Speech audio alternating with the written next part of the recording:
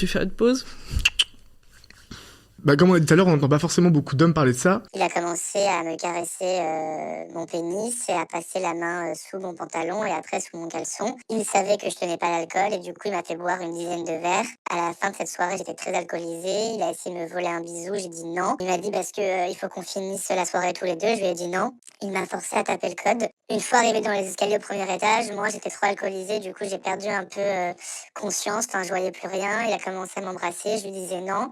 Et de fil en aiguille, il a commencé à défaire ma braguette, à se baisser et à me faire une fellation contre mon gré. C'est d'une violence terrible et t'as bien fait de dire que les hommes parlaient moins. Ils sont peut-être moins victimes, mais en tout cas, ils sont aussi plus silencieux.